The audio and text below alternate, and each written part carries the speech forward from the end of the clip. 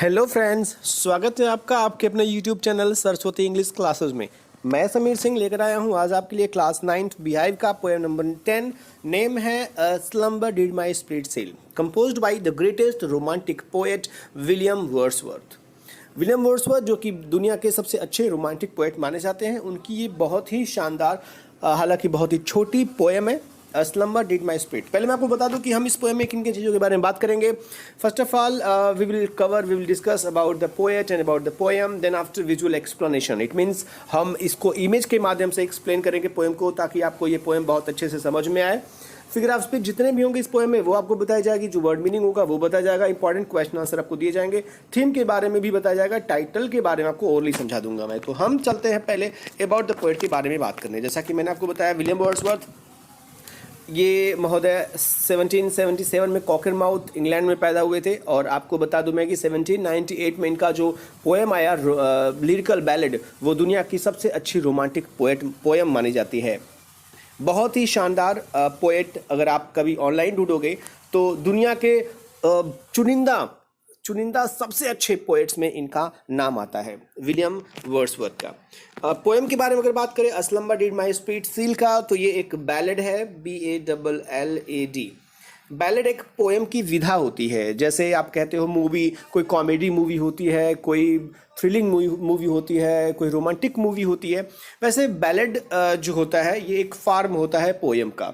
Ballad पता कैसे चलेगा? बैलेड का मतलब होता है एक ऐसा पोएम जो कहानी को दर्शाए। तो यहाँ पर ये जो 4 लाइन की पोएम है ये एक कहानी को दर्शाता है, क्योंकि वास्तव में ये स्लम्बर डिड माई स्पिरिट जो है ना, ये Lucy poem LUCY Lucy poems नामक एक बुक का एक छोटा सा पार्ट है, जिसमें लूसी नामक एक इमेजिनरी लड़की के बारे में बात करता है कवि। कवि उस लड़की को बहुत प्यार करता है। वो लड़की बहुत क्यूट है, बहुत छोटी है। वो जब छोटी थी तभी से वो प्रकृति की गोद में रहना सीख ली थी, वो नेचर के साथ पली बढ़ी थी। और जो विलियम वर्ड्सवर्थ है वो उसे बहुत प्रेम करते हैं। लूसी का नाम जो है वो रियल नाम नहीं है, ये इमेजिनेशन वाला है, इमेजिनरी वाला है। तो लूसी के पूरी की पूरी जो बुक है ना, वो लूसी के ही बारे में डिस्क्राइब किया है, जब पैदा हुई से लेकर के जब मर गई तब तक का। तो ये पूरी कहानी है लूसी की। तो एक कहानी को जब पोएम के रूप में कोई लिखता है तो उसे बैलेड कहते हैं। जैसे आला रुदल की कहानी आप सुनते होंगे, उसमें वो कहानी है लेकिन लोग गा गा के सुनाते हैं, तो वो भी एक बैलेड है, ठीक है। लेकिन मैं आपको थोड़ा सा ये बता दूं, ये पोएम थोड़ा सा एलजी भी है, ELEGY। एलजी एक अलग फॉर्म होता है पोएम की। बैलेड है ये तो कंफर्म है। थोड़ा सा एलजी का टच भी है। एलजी का मतलब होता है एक ऐसा पोएम जो किसी मरने पर लिखा जाए, किसी के डेथ पर लिखा जाए। तो वास्तव में ये एक डेथ पर लिखा गया है। लूसी यहाँ मर चुकी है इस पोएम में, इसलिए लूसी के बारे में लिखा है कवि ने। तो ये थोड़ी सी एलजी भी कही जा सकती है। तो हम चलते हैं पोएम को थोड़ा सा कंफर्म करने। विलियम वर्ड्सवर्थ महोदय जो है वो लूसी नामक एक छोटी काल्पनिक बच्ची से बहुत प्रेम करता था। उसकी मौत ने उस पर बहुत गहरा प्रभाव डाला। कवि कहता है कि उसकी मृत्यु रूपी गहरी नींद ने उसकी आत्मा को जड़ बना दिया है। उसकी मृत्यु ने उसको इतना निष्ठुर बना दिया है कि उसे किसी भी प्रकार के मानवीय भयों का एहसास नहीं हो रहा है। और क्या होता है पोएट को, इस छोटे से पोएम में हम कंफर्म करते हैं। देखिएगा, लिखा हुआ है slumber did my spirit seal. Slumber का मतलब होता है डीप स्लीप यानी कि गहरी नींद।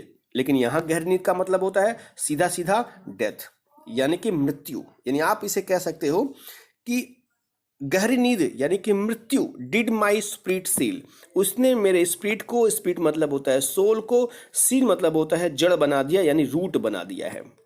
एक मृत्यु ने मेरे आत्मा को जड़ बना दिया है। किसकी मृत्यु ने?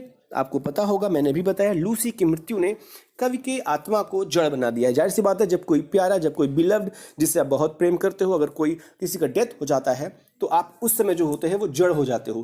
क्या बोलो, क्या समझो, क्या कहो, कुछ समझ में नहीं आता है। कवि का भी सेम हाल है, उसकी भी आत्मा जो है वो जड़ बन चुकी है। I had no human fears, और इतना जड़ बन चुका है, रूट बन चुका है, निर्जीव हो चुका है वो, कि कहता है कवि कि मेरे पास कोई मानवीय डर नहीं है अब। भाई मानवीय डर, जब इंसान सजीव होता है, लिविंग होता है, तब उसे डर लगता है। लेकिन इस समय तो कवि जो है वो जड़ की तरह हो चुका है। सोच समझ सब खत्म हो गया। उसको कोई मारे पीटे, कोई बोले, कोई गाली दे, कोई फर्क नहीं पड़ने वाला है। जो मानवीय भय होते हैं, गुस्सा, संवेग, आवेग, किसी का डर, वो सब खत्म हो चुका है, क्योंकि अब कवि सिर्फ उसकी मृत्यु के बारे में सोच रहा है, लूसी के।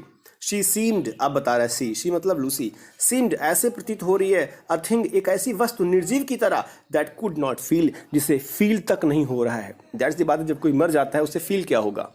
तो वो ऐसा प्रतीत हो रही है, वो लूसी एक ऐसी चीज की तरह प्रतीत हो रही है, एक ऐसी निर्जीव, थिंग का मतलब है निर्जीव वस्तु की तरह हो चुके हैं वो, जिसे कोई फीलिंग नहीं है। The touch of earthly years, यहाँ तक कि जो सांसारिक चीज़ों का टच है वो भी उसको फील नहीं हो रहा है। पृथ्वी पर लेटी है, उसे पता नहीं चल रहा है, इतनी ठंडी है पता नहीं चल रहा है, हवाएं तेज चल रही है पता नहीं चल रहा है, पानी में है पता नहीं चल रहा है, कोई मारे पीटे काटे पता नहीं चल रहा है, कोई भी चीज़ें।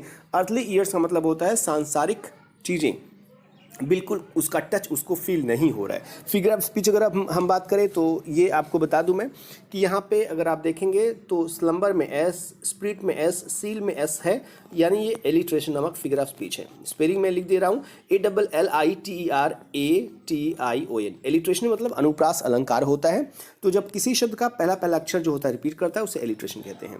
तो ये आप यहाँ भी देख लीजिएगा, शी में एस, सिम्ड में एस जो है, ये भी आपका जो है वो एलिट्रेशन है। मैं आपको एक चीज़ और बताना भूल गया, वो ये कि इस पोएम की राइमिंग स्कीम क्या है। तो मैं आपको बता दूं, इस पोएम की राइमिंग स्कीम है ए बी। बैलेड का राइमिंग स्कीम यही होता है, हर बैलेड का राइमिंग स्कीम होता है ए बी। और हर बैलेड जो होते हैं वो 4-4 लाइन के स्टैंजा में डिवाइड होते हैं। यहाँ भी आप देखोगे तो 2 स्टैंजा है और वो 4-4 लाइन के हैं। जब कोई पोएम 4 लाइन का होता है तो उसे क्वाट्रेन कहते हैं, QUATRAIN, क्वाट्रेन। क्वाट्रेन, एक क्वार्टरन का मतलब होता है 4 लाइन, इसमें 2 क्वार्टरन है, ये बैलेड है। और ए बी का इसका राइमिंग स्कीम है। अगर आप देखें तो सील फील से मैच कर रहा है, ईयर्स फियर्स से मैच कर रहा है। चलते हैं नेक्स्ट स्टैंजा में। No motion has she now, no motion, अब कोई मोशन ही नहीं है, कोई मूवमेंट ही नहीं है। अब ये पड़ी हुई है यहाँ पे तो कैसा मूवमेंट रहेगा, कोई भी मोशन नहीं है, कोई भी गति नहीं है। शी नाउ, उसके पास अब कोई भी गति नहीं है, हिल नहीं रही है वो, नो फोर्स, कोई ताकत नहीं लगा रही है वो। शी नीदर हियर्स, ना ही वो अब सुन पाती है, नॉर सीज, ना ही वो अब देख पाती है। रोल्ड राउंड, अब देखिएगा यहाँ पे तो बता दिया कवि ने कि वो मर चुकी है और वो हिल नहीं पा रही, डोल नहीं पा रही, कोई ताकत नहीं लग रहा उसका, सुन नहीं पा रही, देख नहीं पा रही है। लेकिन अब कवि सांत्वना देता है खुद को, मैं मर चुका है जो इंसान, अब वो सांत्वना खुद को देता है, कहता है कि रोल्ड राउंड इन अर्थ, यह है ड्यूरनल। ड्यूरनल का मतलब होता है डेली, दैनिक जो काम होते हैं। तो यहाँ पर कवि कहता है कि चलो अब तो ये एक पार्ट बन जाएगी इस पृथ्वी के दैनिक कार्यों का, ये रोल करेगी राउंड राउंड इन अर्थ। अब ये भी पृथ्वी, मान लीजिए आपको पता होगा कि पृथ्वी जो है वो चक्कर लगाती है सूर्य की, तो चूंकि ये पृथ्वी में, अब इसको पृथ्वी में दफना दिया जाएगा तो जैसे पृथ्वी चक्कर लगाएगी वैसे ये भी पृथ्वी के साथ चक्कर लगाएगा, वो भी डेली के कोर्स में। चूंकि दैनिक कार्य, कोर्स मतलब कार्य होता है पृथ्वी का, प्रतिदिन पृथ्वी जो है वो चक्कर लगाती है, रोल्ड करती है, गोल गोल घूमती है, राउंड चारों ओर लगाती है। वैसे ही विद रॉक्स, और ये भी एक दिन पत्थर, चट्टान और पेड़ की तरह बन जाएगी। जाहिर सी बात है, ये कहावत कथा है कि जो इंसान जिसकी डेथ हो जाती है, सदियों सदियों तक पड़े हुए नीचे कॉफिन में, पृथ्वी में, वो रॉक्स बन जाता है, स्टोन्स बन जाता है या ट्री बन जाता है। तो यहाँ कवि कहना चाहता है कि पृथ्वी की वो पूरी की पूरी परिक्रमा करेगी और वो भी एक न एक दिन रॉक्स बन जाएगी, स्टोन बन जाएगी या ट्री बन सकती है वो। तो इस तरीके से ये पोएम खत्म होता है। फिगर ऑफ स्पीच अगर हम कंफर्म करें, देखेंगे नो 2 बार आया है, ये है रिपीटिशन, REPETION। मैं आपको सिर्फ ओरली बोल रहा हूँ ताकि आप इसको लिख लीजिएगा, शायद आपको समझ में ना आए जो मैं लिख रहा हूँ इसलिए। फिर अब आप देखिए इसमें, तो यहाँ पे नीदर में एन, नॉर में एन, ये आपका है एलिट्रेशन। शी में एस, सीज में एस, ये भी है आपका एलिट्रेशन। नाउ नो में देखिएगा एन और एन, ये है आपका एलिट्रेशन। ठीक है, एलिट्रेशन चेक करते रहिएगा। रोल्ड और राउंड में आप देखिएगा तो आपको रोल्ड में आर, राउंड में आर मिलेगा, ये भी है एलिट्रेशन। तो इस तरीके से बहुत सारे एलिट्रेशन है। ये है आपका एंड, ये आपका है रिपीटिशन,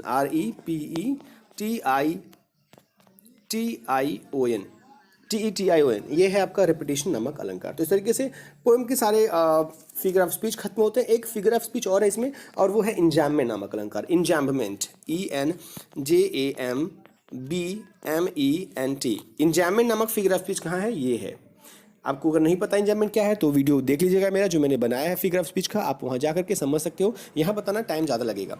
तो ये इसमें भी इंजैम्बमेंट है, इस तीसरी लाइन में भी इंजैम्बमेंट है, क्योंकि यहाँ पर कोई कामा नहीं है, कोई मार्क नहीं है। और इसके पहले भी जो है यहाँ पे भी इंजैम्बमेंट है, क्योंकि यहाँ भी कोई कामा, कोई मार्क नहीं है और कोई इसमें कनेक्शन भी है, इसलिए तो इस तरीके से पोएम खत्म होता है। आज आपको पोएम समझ में आया होगा। हम कुछ क्वेश्चन आंसर आपको दे दें जो यहाँ पे है, स्क्रीनशॉट ले लीजिएगा ताकि आपको आसानी से समझ में आ जाए। ये थीम है पोएम का जो बहुत इंपॉर्टेंट है, जो आपको जानना आवश्यक है। और आपको पता ही है कि इसका टाइटल जस्टिफिकेशन बिल्कुल होता है, क्योंकि यहाँ पर जो स्लम्बर है वो एक डीप स्लीप से है और कवि जो है किसी अपने प्रिय खास लूसी के मर जाने पर अपने आप को निर्जीव सा फील कराता है। तो पोएट ने टाइटल को जस्टिफाई कर दिया है, पोएम खत्म होता है। आपको अगर कुछ पूछना होगा, कोई सजेशन, कोई सुझाव होगा तो आप कमेंट बॉक्स में कमेंट कीजिएगा, लाइक का बटन जरूर प्रेस करिएगा। कहते हैं share is care, sharing is caring. आप शेयर कीजिएगा इस वीडियो को अपने दोस्तों के साथ ताकि उनको भी ये पोएम समझ में आए। पहली बार अगर आप आए होंगे तो सब्सक्राइब कीजिएगा और जो बेल का आइकन है उसे जरूर प्रेस करिएगा ताकि आपको जल्द से जल्द नोटिफिकेशन मेरे वीडियोस का मिलती रहे। इस तरीके से देखते रहिए वीडियोस को, पढ़ते रहिए, लिखते रहिए, मस्त रहिए। मिलते हैं नेक्स्ट वीडियो के साथ, तब तक अपना ख्याल रखिएगा। Thank you for watching.